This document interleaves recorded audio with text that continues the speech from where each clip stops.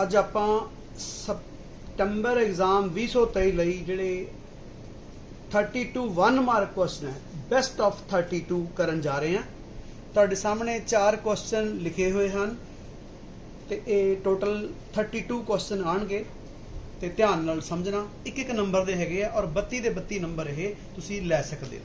ਹੁਣ ਪਹਿਲਾ ਕੁਐਸਚਨ ਹੈ if the sets A containing elements 1 2 3 4 5 and B set containing elements 2 4 6 8 10 then find intersection। intersection the student ਮਤਲਬ ਹੁੰਦਾ ਹੈ ਕਾਮਨ ਐਲੀਮੈਂਟ। ਆਪਾਂ ਕੀ ਕਰਨਾ ਹੈਗਾ ਕਿ A ਸੈਟ ਲਿਖ ਲੈਣਾ ਹੈਗਾ। ਦੇਖੋ ਇਸ ਮੈਂ ਸਮਝਾ ਰਿਹਾ ਇਸ ਲਈ मैं डायरेक्ट नहीं लिखूंगा, हालांकि तुहाडे लई बहुत आसान क्वेश्चन है। बी जिहड़ा सैट है साडा है 2 4 6 8 10। स्टूडेंट कॉमन देखने बस, कॉमन 2 इज कॉमन एंड 4। देखो 1 इधर है नहीं गा, 3 भी है नहीं गा और 5 भी है नहीं। ਇਹਦਾ मतलब दोनों की जिहड़ी इंटरसैक्शन है ये इंटरसैक्शन बी ਉਹਦੇ सिर्फ 2 एलीमेंट ही कॉमन हैं, साझे हैं, ਜਿਹੜੇ कि 2,4 हैं। It means the answer is set containing 2 elements 2,4 and D is the answer। ठीक है स्टूडेंट। हुण असीं आउणे आ स्टूडेंट क्वेश्चन नंबर 2 दे उत्ते। क्वेश्चन नंबर 2 स्टूडेंट साडा ना एक सैट बिल्डर फॉर्म च एक सैट दे रखा है, ठीक है ना, फॉर्मूला मैथड दे विच। इहनूं असीं किहड़े रूप च लिखना है? Interval can be written as an interval. Interval देखो ध्यान नाल किवें लिखिया जांदा है स्टूडेंट, जे तो इत्थे दोनों पासे इक्वल साइन होण, इधर भी इक्वल इधर भी, तो यह होएगा क्लोज इंटरवल। आंसर आपां लभ लिया है। अगर की होवे कि इत्थे इस तरह होवे, देखो मैं सारे ही तुहानूं समझा दिंदा हैगा, इस तरह होवे तो यह असीं एक पासे राउंड ब्रैकेट कर दांगे, 1 शामिल नहीं होगा पर 2 शामिल होएगा। कई बारी कुछ इस तरह हुंदा है क्योंकि क्वेश्चन 4 5 बन गए, ये हुण 1 जिहड़ा शामिल हो गया, 1 जिहड़ा इनकलूड हो गया पर 2 जिहड़ा एक्सक्लूड हो गया। अगर दोनों पासे इक्वल साइन ना होण then the answer is open interval 1 to 2। हुण साडा क्योंकि दोनों पासे इक्वल साइन है इस करके क्लोज्ड इंटरवल 1,2 यानी 1 तो लैके ते 2 तक सारे जिहड़े उहदे विचकार रियल नंबर आउंदे हन ਉਹ ਸਾਡੇ इस सैट नूं बिलोंग करनगे। ਇਹਦਾ मतलब साडा आंसर हो गया जी डी। हुण स्टूडेंट असीं आउणे हैगे आ तीसरे क्वेश्चन दे उपर। थर्ड क्वेश्चन कुछ इस तरह है, difference of 2 sets find out करना है। ਇਹਦੇ ਲਈ मैं चाहूँगा कि तुसीं पहला सैट लिख ही लो, ए सैट लिख लेना। देखो प्रैक्टिस प्रॉपरली करो क्योंकि यही क्वेश्चन लॉन्ग आंसर भी बन जाने अगे जाके। 3 6 9 12 15 18 21 तो स्टूडेंट आप बी सैट लिखता वो च गया 4 8 12 16 एंड 20। आप की लिखना स्टूडेंट A माइनस B यानी difference of 2 sets A and B। देखो 3 इत्थे हैगा यानी A वाले सारे एलीमेंट आप लिखने ही लिखने हैगे है, पर जेड़ा इधर होया वो कट देना हैगा। 6 इधर है नहीं लिखांगे, 12 देखो हैगा ये असी नहीं लिखना जी, जेड़ा कॉमन है वो नहीं लिखना। हाँ 9 लिखांगे तो 15 भी लिखांगे और उस तो बाद असी 18 भी लिखांगे तो उस तो बाद स्टूडेंट आप 21 भी लिखांगे। यानी साढ़े A माइनस B 3 एलीमेंट आ गए, 6 सॉरी 3 6 9 15 18 21। यानी करना की है कि A वाले सारे एलीमेंट तुसीं लिखने ही लिखने हैं, पर जेड़ा एलीमेंट B च आ गया वो विचों कट देना है। ਇਹਦਾ मतलब साडा आंसर हो गया स्टूडेंट C जी। ठीक है। उस तो बाद साडे कोले चौथा क्वेश्चन है, let fx equal to x square and gx equal to 2x plus 5 two real functions. तो असीं f plus g student find out करना है। ये रियल पॉलीनोमियल फंक्शन भी है स्टूडेंट, ठीक है ना। पॉलीनोमियल की गल मैं तुहाडे नाल वार-वार करदा कि अगर इत्थे x की डिग्री जिहड़ी है ना हरेक टर्म दे विच अगर वो होल नंबर होवे तां उहनूं असीं पॉलीनोमियल, ये दोनों ही पॉलीनोमियल हैगे आ। देखो इहनूं असीं f plus g at x इहनूं लिखदे f of x plus g of x। तो f ऑफ x की वैल्यू साडे कोल हैगी x स्क्वायर तो g ऑफ x की वैल्यू स्टूडेंट हैगी है 2x प्लस 5। बहुत ही क्लीयर साडा जिहड़ा f प्लस g जिहड़ा वो आ गया हैगा जी, C इज द आंसर। हाँ जी स्टूडेंट हुण आपां लवांगे क्वेश्चन नंबर 5। इह च है वैल्यू ऑफ cos 120। क्वेश्चन की वैल्यू देखो cos 120 की आप फाइंड आउट करनी है।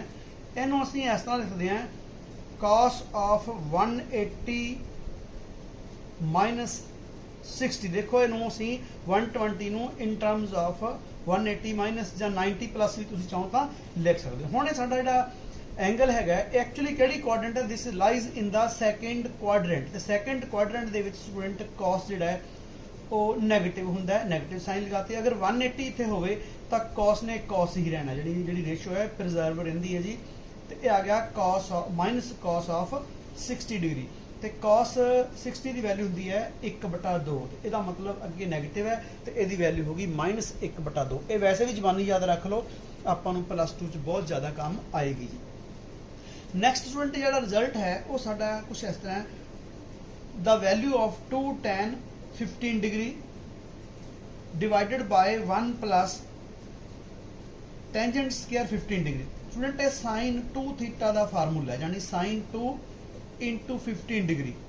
ए साइन 2 थीटा का formula in terms of tan है, ये आ गया sine of 30 degree and sine 30 is equal to 1/2। The answer is student अवर सी जी। सी साडा आंसर हो गया। हुण नैक्सट क्वेश्चन फिर वधिया है और आसान है, that is value of tan 360 minus theta. Student इतने 360 है, रेशो चेंज नहीं होनी। सब तो पहले असीं देखिए कि 360 माइनस थीटा ये साडा है फोर्थ क्वाड्रेंट, क्योंकि 360 तो थोड़ा जिहा घट।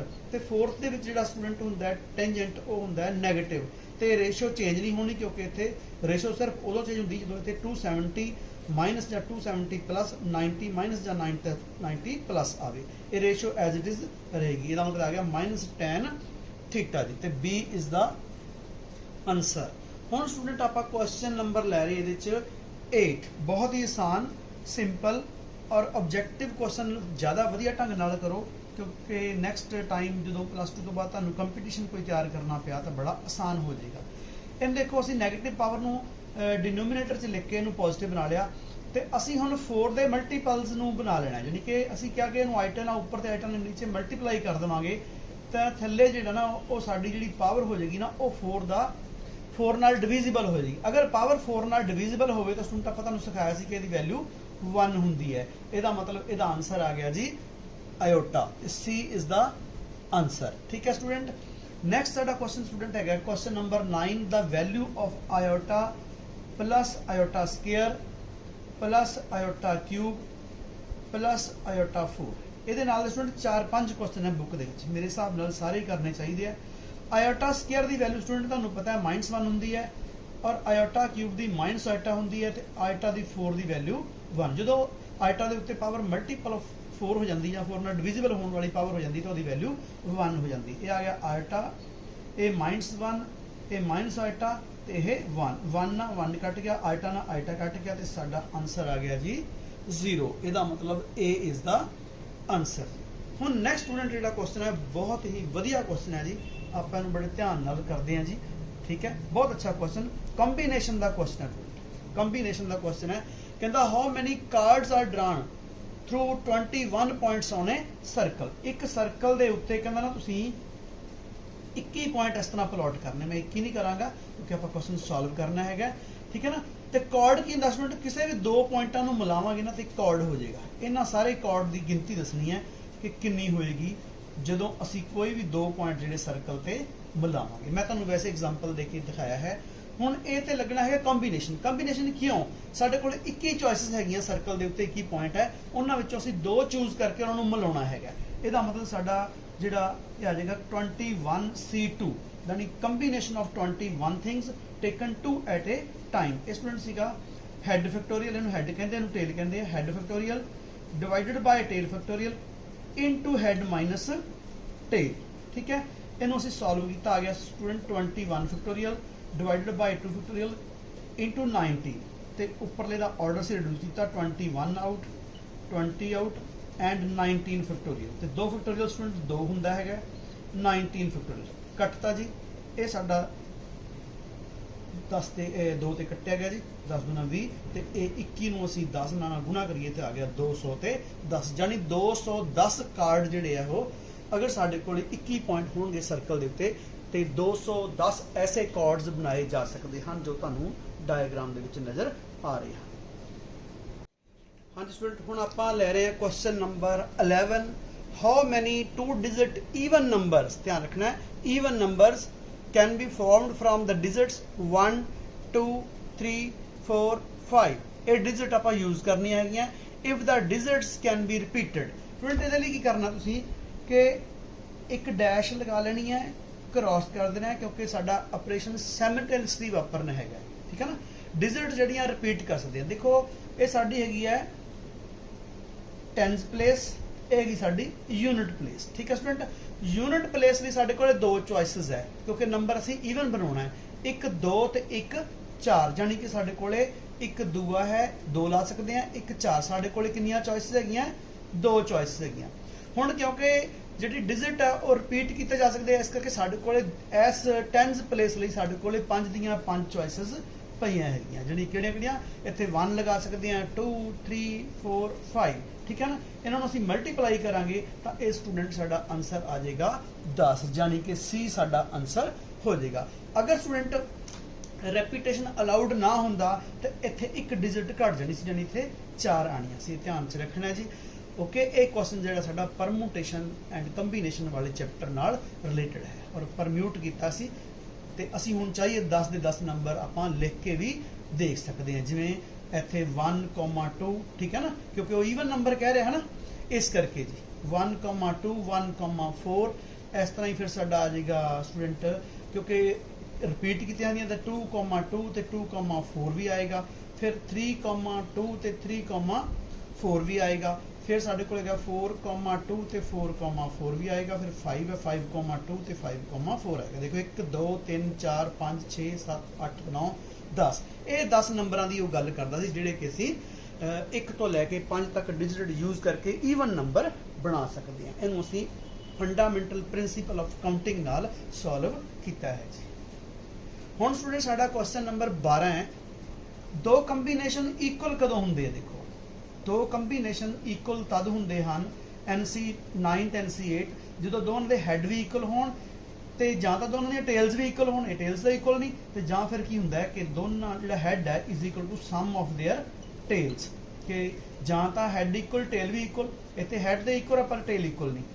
ते दूसरी ऑप्शन की है और की है n is equal to 9 plus, यानी sum of tails 9 plus 8, hence 17 is the answer, C is the answer. Student दूसरा क्वेश्चन नंबर 13 कुछ ऐसा है, 3x - 2 लेस देन 2x + 1, इनू ट्रांसपोज करके 3 - 2x इधर ले आंदा, ये माइनस जिहड़ा 2 उधर जाके प्लस हो गया, इधर बचिया सिर्फ x ते इधर आ गए 3, ते साडा आंसर बहुत ही क्लीयर हो गया जी, सी इज द आंसर।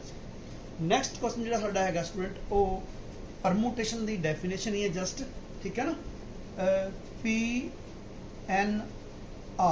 ठीक है ना, हैड टेल, ये हुंदा है head factorial divided by head minus tail, ठीक है ना। PNR is equal to n factorial divide by n minus r factorial. इनू असीं लिख सकते हैं 8 फैक्टोरियल बटा 1 फैक्टोरियल 1 ही हुंदा है और 8 जिहड़ा हो 8 फैक्टोरियल हुंदा है। सानूं ने आंसर ही फैक्टोरियल च पुछया, इसलिए साडा आंसर B आ चुका है। उस बाद स्टूडेंट 5 फैक्टोरियल की हुंदा है? 5 factorial by definition is the product of first 5 natural numbers. इत्थे मैं तुहानूं डेफिनेशन भी समझाती है। 4 5 20 30 60 गुना 100 ते 20 हो गया जी, इसका मतलब 5 फैक्टोरियल साडा हो गया जी 120। स्टूडेंट नैक्सट क्वेश्चन नंबर 16 जिहड़ा कि बहुत ही अच्छा है, ये 2 मार्क जां 4 मार्क भी आ सकता है जी, ठीक है ना। 1/8 factorial 1/9 factorial is equal to x by 10 factorial. Student सब तो पहला इन्हूं वेखना लीस्ट, सब तो छोटा फैक्टोरियल 8 है, इन्हों सारिਆਂ ਨੂੰ ਤੁਸੀਂ ना 8 ਦੇ इन टर्म्स ऑफ लिख देना है 8 ਦੇ, यानी 9 आउट 8 फैक्टोरियल, ऑर्डर रिड्यूस करता है x ऊपर हैगी है, 10 आउट 9 भी आउट 8 फैक्टोरियल। देखो 8 फैक्टोरियल कट्टिया गया जी, इस साडे कोल बचा 1 + 1/9 is equal to x by 19। Student आप एलसीएम लिया 9 + 1 is equal to x by 90। ये देखो इधरों 10 नाल कट्टिया गया, इधर साडा आ गया 10 by x by 10, therefore x is equal to 10 × 10 is 100। ये साडा आंसर स्टूडेंट हो गया जी, सी इज द आंसर। ये साढ़े 16 क्वेश्चन हो चुके हैं जी। हाँ जी स्टूडेंट, हुण आपां करन लगे हैं ट्रू फाल्स टाइप क्वेश्चनस। ये स्टूडेंट की है कि question number 17, this is called D Morgan's law. D Morgan's law की होंगे स्टूडेंट कि अगर साडे कोले ना ए यूनियन बी का कंप्लीमेंट होवे तो एक्चुअली जी यूनियन है ये इंटरसैक्शन च कन्वर्ट हो जाती है। ठीक है ना, अगर यूनियन हो तो इधर इंटरसैक्शन होनी चाहिए है, अगर इतने इंटरसैक्शन है तो इधर यूनियन होनी चाहिए है। यदा मतलब ये साडा जिहड़ा है जी स्टूडेंट फाल्स है जी। ठीक है, दिस इज फाल्स स्टेटमेंट। उस तो बाद साडा दूसरा फिर कंप्लीमेंट लॉ है, complement of the complement of a set is equal to the set itself. ये बिल्कुल सही है जी, ट्रू है जी। ठीक है, ये असी लॉज लिख चुके हैं। 19वां question student, domain and range of the function. Domain ते रेंज साडा फंक्शन की है 2x + 3, it's the real valued function. कहता है डोमेन ते रेंज जी है वो आर होएगी। ये स्टूडेंट है linear polynomial function, linear polynomial function है। ठीक है, तो यदा ग्राफ जिहड़ा की बनेगा, graph is a straight line. की बनेगा? स्ट्रेट लाइन बनेगी। ठीक है जी, मैं तुहानू कहूँ तो यदा डायग्राम भी बना के दिखा देना। अगर वाई सपोज कर लीए तो यह कुछ इस तरह हो जाएगा जी। ठीक है ना, टेबल भी बना सकते हो तो वैसे भी तुसीं इहनूं चेक कर सकते हो। ठीक है स्टूडेंट, तो यह साडा हैगा जी वाई एक्सिस, ये है साडा एक्स एक्सिस, ये ओरिजिन है जी। ठीक है, हुण असीं अगर देखो ध्यान नाल, अगर असीं इहदे च y नूं 0 करिए तो x की वैल्यू -3/2 जानी कि इधर हो जाएगी। ठीक है ना, अगर असीं x नूं 0 कर दें तो y साडा हो जाता जी 3, जानी कि ग्राफ इहदा स्टूडेंट कुछ इस तरह बनेगा। ठीक है ना, ये स्ट्रेट लाइन बनेगी इहदा ग्राफ। ये देखो इत्थों शुरू होंदी है, इधर खत्म। इहदा मतलब इहदी डोमेन जिहड़ी देखो पूरे दे विच छाया होया फंक्शन, एरो दा मतलब ऊपर तक जा रहा है, तो इहदी डोमेन R है। रेंज किवें देखी दे देखो, तो इधर देखो -इनफिनिटी टू इनफिनिटी, देखो ग्राफ साफ पूरे दे पूरे विच नज़र आ रहा है। इहदा मतलब इस फंक्शन की डोमेन भी R है तो इसकी रेंज भी R है। इस करके ये जो स्टडी स्टेटमेंट है बिल्कुल सही है। ये पॉलीनोमियल फंक्शन है और ये लीनियर पॉलीनोमियल फंक्शन है और इसका ग्राफ स्ट्रेट लाइन होंदी है। तो अगर ग्राफ स्ट्रेट लाइन हो तो उसकी डोमेन भी R होंदी है तो उसकी रेंज भी R होंदी है। बहुत ही अच्छा क्वेश्चन, मैं थोड़ी डिटेल ज़्यादा इच की है ताकि तुहानू कॉन्सैप्ट क्लीयर हो जाए। अगला क्वेश्चन है range of the modulus function.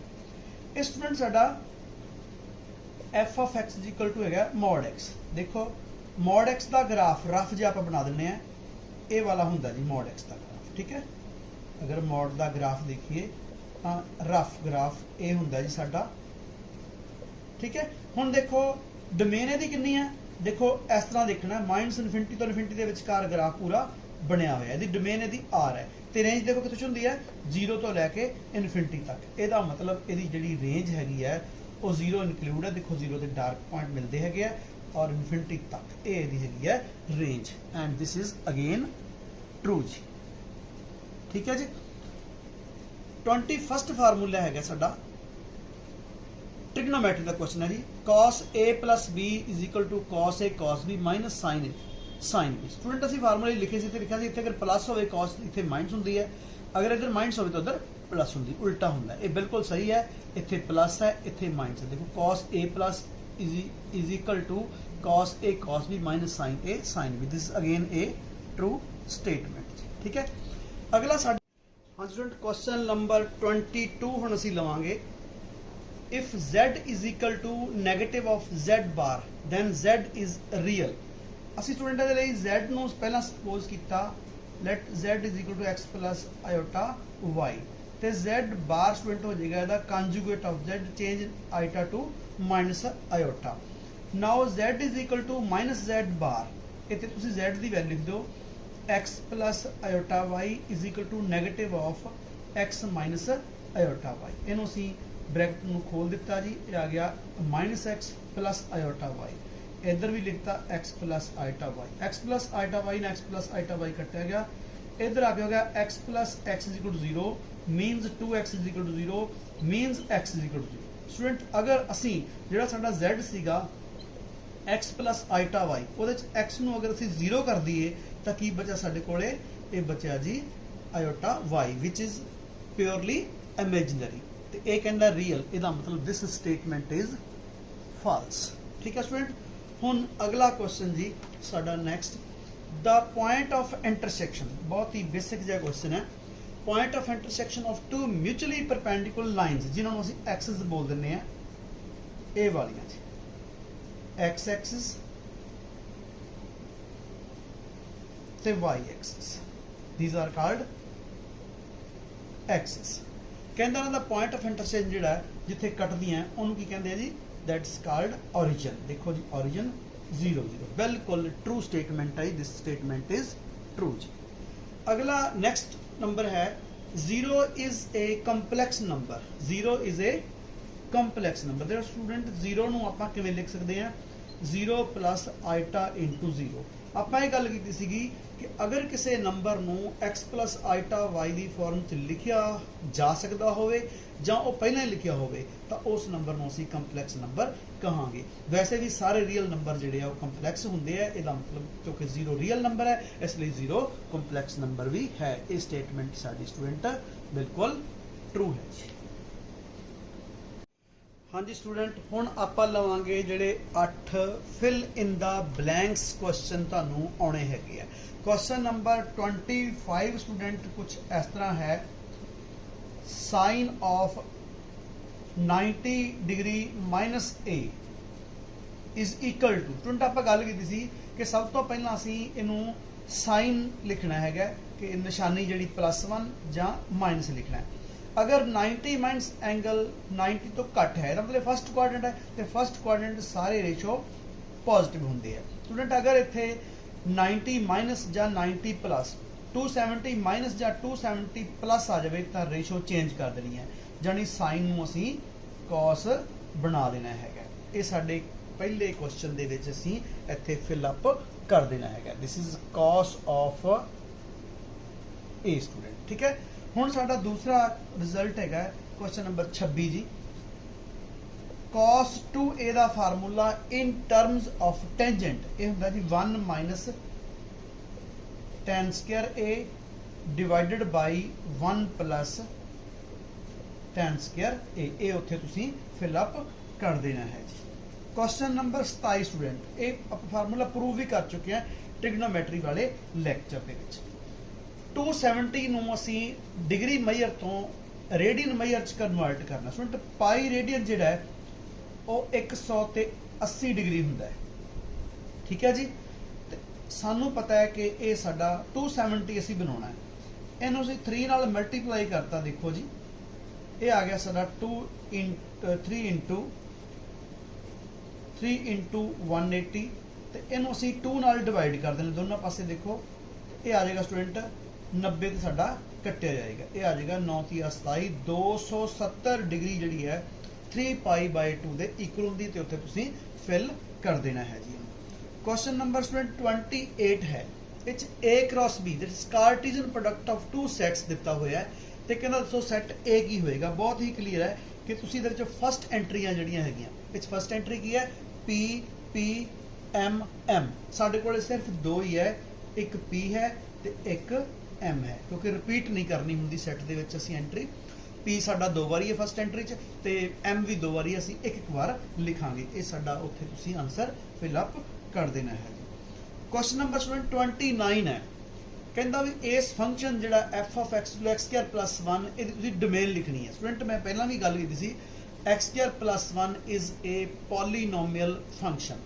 अगर कोई फंक्शन पॉलीनोमियल है तो स्टूडेंट उसकी डोमेन होएगी r the set of real numbers set of real numbers अगर तुहानू पता लग जाता है कि ये पॉलीनोमियल फंक्शन है तो इसकी डोमेन हमेशा r ਹੁੰਦੀ ਹੈ ਜੀ ਠੀਕ ਹੈ ਸਟੂਡੈਂਟ ਹੁਣ ਆਪਾਂ ਆਉਣੇ ਆ ਜੀ ਕੁਐਸਚਨ ਨੰਬਰ 30 ਦੇ ਉੱਪਰ ਬਹੁਤ ਹੀ ਅੱਛੇ ਕੁਐਸਚਨ ਦੀ ਬੈਸਟ ਕੁਐਸਚਨ ਧਿਆਨ ਨਾਲ ਕਰਨਾ ਤੇ ਤੁਸੀਂ ਜਿਹੜਾ ਤੁਹਾਡਾ ਪੇਪਰ ਹੋਣਾ ਸੈਪਟੈਂਬਰ ਦਾ ਉਹ ਚੋਂ ਮੈਕਸਿਮਮ ਮਾਰਕਸ ਲੈਣਾ ਹੈ minus iota into 2 iota minus 8 iota ठीक है ना स्टूडेंट ने मल्टीप्लाई किया माइनस माइनस का हो गया देखो प्लस ਤੇ ਜਿਹੜੇ ਇਹ ਹੈਗੇ 2 into 8 ਜਿਹੜੇ ਕਨਸਟੈਂਟ ਅਲੱਗ ਕਰਤੇ ਤੇ ਇੱਕ ਸਾਡੇ ਕੋਲ ਆਇਟਾ ਆਇਟਾ ਆਇਟਾ ਤਿੰਨ ਵਾਰੀ ਹੈਗਾ ਹੈ ਨਾ, ਅਸੀਂ ਇਹਨੂੰ ਸਿੱਧਾ ਵੀ ਲਿਖ ਸਕਦੇ ਸੀ। ਇਹ ਆ ਗਿਆ ਪਲੱਸ 16 into ਆਇਓਟਾ ਦਾ ਕਿਊਬ। ਸਟੂਡੈਂਟ ਇਹ ਹੋ ਗਿਆ iota cube is as you know is ਹਾਂਜੀ ਮਾਈਨਸ ਆਇਓਟਾ, ਇਹ ਆ ਗਿਆ ਮਾਈਨਸ ਦਾ ਆਇਓਟਾ, ਇਹ ਆ ਗਿਆ ਮਾਈਨਸ ਦਾ 16 ਆਇਓਟਾ। ਤੁਹਾਡਾ ਆਨਸਰ ਇੱਥੇ ਤੁਸੀਂ ਫਿਲ ਅਪ ਕਰ ਦੇਣਾ ਹੈ। ਅਗਰ number of terms 31st question, the number of terms in the binomial expansion of x plus y raised power n। ਹੁਣ ਅਗਰ ਇੱਥੇ ਸਾਡੀ ਜਿਹੜੀ ਇੰਡੈਕਸ ਹੈ ਇਹਨੂੰ ਬੋਲਦੇ ਆ ਇੰਡੈਕਸ। ਇਹ ਬਾਈ ਮੀਨਸ ਬਾਈਨੋਮੀਅਲ ਮੀਨਸ ਦੋ ਟਰਮਾਂ ਵਾਲੀ ਕੋਈ ਚੀਜ਼ ਬਾਈਨੋਮੀਅਲ, ਠੀਕ ਹੈ ਨਾ। y x plus y ਇਹ ਬਾਈਨੋਮੀਅਲ ਹੈ, ਇਹਦੀ ਪਾਵਰ ਕਿੰਨੀ ਹੈ 6, ਠੀਕ ਹੈ ਨਾ। 6 ਤੋਂ ਇੱਕ ਵੱਧ ਟਰਮਾਂ ਹੋਣਗੀਆਂ, ਯਾਨੀ ਕਿ ਟਰਮਾਂ ਕਿੰਨੀਆਂ ਹੋਣਗੀਆਂ 7 ਹੋਣਗੀਆਂ ਜੀ। ਅਗਰ ਇੰਡੈਕਸ ਇਹਦਾ 6 ਹੈ ਤੇ ਟਰਮਾਂ 7 ਹੋਣਗੀਆਂ, ਠੀਕ ਹੈ। ਇਹ ਸਾਡਾ ਆਪਾਂ ਲਿਖ ਚੁੱਕੇ ਹਾਂ ਬਿਨੋਮੀਅਲ ਵਾਲੇ ਚੈਪਟਰ 'ਚ। ਇਨ ਦਾ ਸੈਕੰਡ ਕੁਆਡਰੈਂਟ 32ਵਾਂ ਕੁਐਸਚਨ ਜੀ। ਇਨ ਦਾ ਸੈਕੰਡ ਕੁਆਡਰੈਂਟ ਜਿਹੜੀ ਸਾਡੀ ਇਸ ਤਰ੍ਹਾਂ ਅਸੀਂ ਬਣਾ ਲੈਂਦੇ ਆ ਐਸ ਕੁਆਡਰੈਂਟ ਦੇ ਵਿੱਚ, ਸੈਕੰਡ ਦੇ ਵਿੱਚ ਸਾਡਾ ਅਗਰ ਦੇਖੋ ਜੀ ਵਾਈ ਓ ਵਾਈ ਡੈਸ਼, ਸੈਕੰਡ ਕੁਆਡਰੈਂਟ ਵਿੱਚ ਇੱਕ ਸਾਈਨ ਥੀਟਾ ਤੇ ਇੱਕ ਉਹਦਾ ਰੈਸੀਪ੍ਰੋਕਲ ਕੋਸਿਕੈਂਟ ਥੀਟਾ, ਇਹ ਦੋਨੋਂ ਹੀ ਪੋਜ਼ਿਟਿਵ ਹੁੰਦੇ ਹਨ, ਬਾਕੀ ਸਾਰੇ ਸਟੂਡੈਂਟ ਇਹਦੇ 'ਚ ਨੈਗੇਟਿਵ ਹੁੰਦੇ ਹਨ। ਇਹਦਾ ਮਤਲਬ in the second quadrant only sine theta and its reciprocal